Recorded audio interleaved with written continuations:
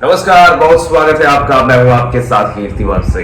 देखिए, आज बहुत महत्वपूर्ण दोस्तों एक विषय आया है। बहुत सारे प्रश्न उठ रहे हैं इस पर कि क्या आज लाल किले पर प्रधानमंत्री नरेंद्र मोदी के भाषण को भी हमने देखकर बहुत कुछ समझा। तो सवाल ये है कि क्या भारत पाकिस्तान में फिर से युद्ध होने वाला है क्या? आप भी अपना ओपिनियन जरूर दीजिएगा, लेकिन मैं कुछ विश्लेषण करने की कोशिश करता हूं। 3 दिन से लगातार हम देख रहे हैं कि 3 पाकिस्तानी नेताओं की तरफ से धमकियां आ रही हैं। क्या अंदर खाने पाकिस्तान की तरफ से कुछ तैयारी चल रही है क्या? और उसके बाद भारत की ओर से क्या तैयारियां हैं, ये भी जानना बहुत जरूरी हो गया है दोस्तों। सबसे पहले तो हम जानते हैं कि देखिए, प्रश्न उठता है कि आखिर भारत पाकिस्तान में युद्ध होने की ये बात कहां से उठ गई है, और युद्ध होगा तो वो जल्द ही होगा। इसको कैसे धार मिलती है, जरा ये भी जानिए। आप याद कीजिए 10 अगस्त को, आज 15 अगस्त है, 10 अगस्त को भारतीय सेना के प्रमुख उपेंद्र द्विवेदी एक वीडियो जारी करते हैं और उसमें उन्होंने कहा कि अगर अगला युद्ध जल्द ही हो सकता है और हमें उसी के मुताबिक जो है वो तैयारी करके रखनी होगी। और उन्होंने ये भी कहा कि न सिर्फ सेना को लड़ना है बल्कि देशवासियों को भी इसमें साथ मिलकर के युद्ध लड़ना है। हम सबको युद्ध मिलकर लड़ना है। पहला बयान ये। दूसरा बयान, पाकिस्तान की तरफ से भी पिछले 3 दिनों से पाकिस्तान के 3 शीर्ष नेताओं की तरफ से ये गीदड़ भपकी आ चुकी है युद्ध की। पहला, 10 अगस्त को देखिए अमेरिका के टैंपा में पाकिस्तानी आर्मी चीफ, या जिसे हम फील्ड मार्शल कहते हैं, उस फील्ड मार्शल ने एक बार फिर से भारत को गीदड़ भपकी दी कि भारत के सिंधु जल संधि को स्थगित करने पर मुनीर ने कहा कि हम सिंधु नदी पर बांध बनाने का इंतजार करेंगे भारत की तरफ से, और अगर भारत बांध बनाएगा तो हम उसे 10 मिसाइलों से फारिग कर देंगे, यानी कि नष्ट कर देंगे। और हमारे पास मिसाइलों की कोई कमी नहीं है, हम एक परमाणु संपन्न राष्ट्र है, फिर वही परमाणुदार। और अगर हमें लगता है, मुनीर कह रहा है कि अगर हमें लगता है कि हम डूब रहे हैं तो हम आधी दुनिया को उसकी चपेट में ले लेंगे। आप सोच रहे हैं, आधी दुनिया को हम डुबा देंगे भारत के साथ साथ, ये कह रहा मुनीर। अब देखिए दूसरा बयान पाकिस्तान की तरफ से आया। 11 अगस्त को बयान आता है पाकिस्तान के पूर्व विदेश मंत्री बिलावल भुट्टो जरदारी की तरफ से। अब बिलावल भुट्टो जरदारी ने कहा कि देखिए, अगर भारत ने सिंधु जल संधि को निलंबित रखा तो पाकिस्तान के पास जंग के अलावा कोई और रास्ता नहीं बचेगा। फिर वही बिलावल भुट्टो की गीदड़ भपकी सामने आ गई जो हमने ऑपरेशन सिंदूर से पहले देखी थी। भुट्टो कह रहे हैं कि मोदी सरकार के कदमों ने पाकिस्तान को भारी नुकसान पहुंचाया है। चलो माना तो कम से कम पाकिस्तान ने। भुट्टो कह रहा है कि देखिए, हमें एकजुट होकर के इन आक्रामक नीतियों का जवाब देना होगा। यह भी मान रहा है कि आक्रामक भारत की नीतियां हैं जिससे कि इनकी मटिया मेट हो रही है।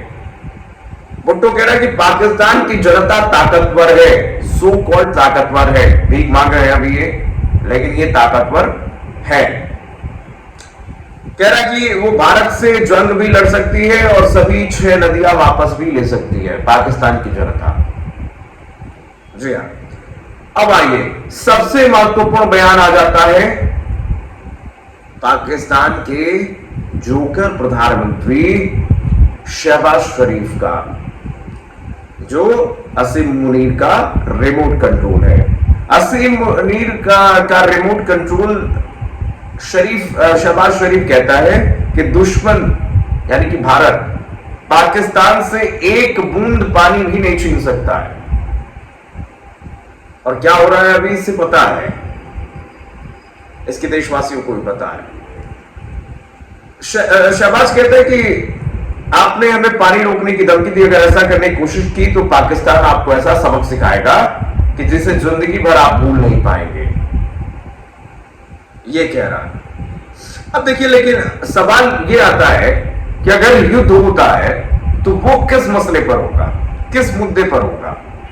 तो अलग अलग एक्सपर्ट्स ये कहते हैं कि देखिए, भारत ने तो सिंधु नदी का पानी रोका है, पाकिस्तान इसी का बहाना बना करके जंग छेड़ सकता है, और जब जंग छिड़ेगा तो आपको पता ही है ना, भारत हमेशा जीतते आया है और पाकिस्तान की हैसियत क्या है। और इसी मुद्दे पर पाकिस्तान की तरफ से ये कहा जा रहा है कि देखिए, कुल मिलाकर के 19 सितंबर 1960 को कराची में भारत के तत्कालीन प्रधानमंत्री नेहरू ने सिंधु जल संधि पर हस्ताक्षर किए। जरा आपको पॉइंट ऑफ व्यू दे देते हैं सिंधु जल समझौते का। भारत और पाकिस्तान के बीच नदियों का पानी बांटने को लेकर के एक समझौता हुआ था। इसमें सिंधु नदी घाटी की नदियों को पूर्वी और पश्चिमी नदियों में बांटा गया था, जो आधा भारत में आधा पाकिस्तान में रहेंगी। इनमें ब्यास, रावी, सतलुज और पूर्वी नदी को मानते हुए ये नदियां भारत में, इनके लिए तय किया गया था कि इनके पानी भारत इस्तेमाल करेगा। कौन कौन से? ब्यास, रावी और सतलुज। और पाकिस्तान के लिए तय किया गया था इस समझौते में कि भाई सिंधु का पानी ले लो, चेनाब का और झेलम की पानी, यानी कि पश्चिमी नदियां पाकिस्तान के लिए तय की गई थी। 1960 का समझौता है ये, 19 सितंबर 1960 को। तो ये आपको क्लियर हो गया। अब देखिए, पाकिस्तान की 80% कृषि, जो यहां 80% कृषि और 23% इकोनॉमी, एक तरह से अगर भारत बंद कर दे पूरी तरह से तो कंगाल ही हो जाएगा पाकिस्तान, इसीलिए इनको मिर्ची लगी है। तो 23% इकोनॉमी इस पर निर्भर है इनकी। और इसमें कई एक्सपर्ट ये कह रहे हैं कि देखिए, इस समय भारत और पाकिस्तान के बीच युद्ध शुरू होने की सबसे बड़ी वजह सिंधु जल समझौता ही होगा। ठीक है, भारत के पानी को रोकने की वजह से पाकिस्तान से धमकियां मिल रही हैं। भारत सरकार पाकिस्तान को एहसास कराना चाहती है कि अगर तुमने आतंकवाद को बढ़ावा दिया तो ऐसे स्ट्राइक और करेंगे और पानी के लिए तुमको तरसा देंगे, मोहताज कर देंगे। और आज एक बार फिर से प्रधानमंत्री नरेंद्र मोदी के भाषण को जरा फिर सुनिए जाकर के लाल किले पर।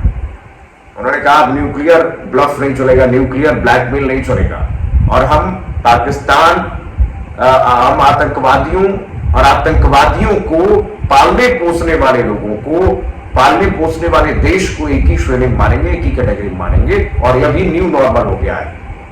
कोई भी आपकी तरफ से टेररिस्ट एक्ट होगा, हम उसे एक्ट ऑफ वॉर मानेंगे। प्रधानमंत्री नरेंद्र मोदी ने तो एक बार फिर से स्पष्ट कर दिया। तो अब इसीलिए मैं कह रहा हूं, देखिए, इसीलिए ये कहा जा रहा है कि जल्द ही युद्ध हो सकता है। और ये पूरा एक तरीके से सिंधु जल समझौता आपने समझा। देखिए, अब सवाल नंबर दूसरा ये है, सवाल नंबर 2 ये है कि भारत ने पाकिस्तान में आतंकी ठिकानों पर हमला किया तो युद्ध हो सकता है। अब ये भी देखिए, दूसरा पॉइंट ऑफ व्यू। पहला पॉइंट ऑफ व्यू, युद्ध क्यों हो सकता है? सिंधु जल समझौते को लेकर के भारत लगातार पानी रोक रहा है, पाकिस्तान हमला कर सकता है। दूसरा कि भारत का अभी ऑपरेशन सिंदूर बंद नहीं है।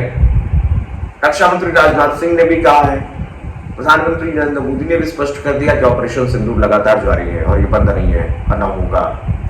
तो ऐसे में अगर भारत एक बार फिर से लश्कर-ए-तैयबा, जैश-ए-मोहम्मद और तमाम आतंकी संगठनों पर अगर स्ट्राइक कर देता, मान लीजिए थोड़ा सा टीज कर देता,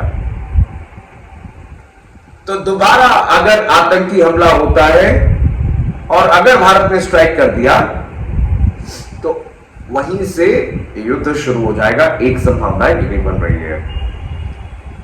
देखिए, अब हमने ऑपरेशन सिंदूर जारी किया था, पाकिस्तान की तरफ से ऑपरेशन सिंदूर के बदले में ऑपरेशन बुनियाद उल मरसूस चलाया गया। इनके जैसे इनके ऑपरेशन का नाम भी है। और देखिए, तीसरा ऑपरेशन सिंदूर कब बनेगा, ये दूसरा पॉइंट है। तीसरा पॉइंट ये है कि देखिए, भारत ने पीओके वापस लेना चाहा तो भी युद्ध शुरू हो सकता है। पाकिस्तानी को ये पता है कि जल्दी भारत में पीओके आने वाला है, इसीलिए और बिलबिला रहे हैं, इसलिए और लगातार ये बयान पे बयान दे रहे हैं। रक्षा मंत्री राजनाथ सिंह ने भी क्लियर किया है, भारत की संसद में कई बार वापस लेने की मांग उठी है पीओके को। 2019 में, 2024 में केंद्रीय रक्षा मंत्री राजनाथ सिंह ने कहा कि देखिए पीओके भारत का हिस्सा है और लेकर रहेगा भारत। तो देखिए ऐसे में अगर ये कहा जाता है कि देखिए 22 अप्रैल को हुए पहलगाम हमले के बाद पीओके वापस लेने की मांग और तेज होती है, सभी को पता है।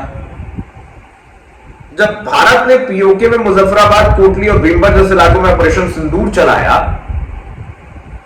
और अब अगर भारत इस इलाके को वापस लेने की कोशिश करता है तो एक संभावना यह भी बनती है कि देखिए भाई फिर से हो सकता है कि युद्ध शुरू हो जाए।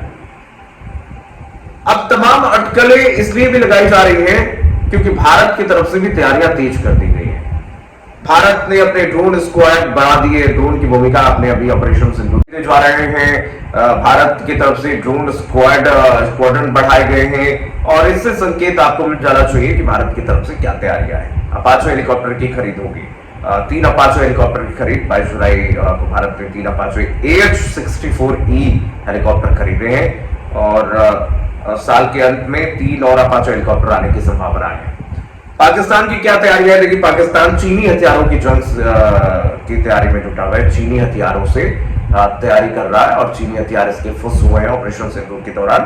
ये हमने देखा है कैसे 2025-26 के लिए रक्षा बजट को पाकिस्तान ने 20% बढ़ा दिया है, $9 बिलियन कर दिया है भीख के पैसों से। वही चीनी Z-10ME सेकेंड हेलीकॉप्टर भी ये खरीद रहा है और ग्रेनेड भी इसकी तरफ से ग्रेनेड लॉन्चर की खरीद की गई है, चीनी ड्रोन्स की खरीद की गई है क्योंकि सस्ते होते हैं और मेड इन चाइना आपको पता ही है कितने दिन चलता है, कितने समय तक चलता है। चीनी फाइटर जेट्स, पनडुब्बियों का अभ्यास करवाया जा रहा है इसकी तरफ से। युद्ध के लिए भारत और पाकिस्तान कितने तैयार हैं, किसका पलड़ा भारी है, जरा ये भी देख लीजिए।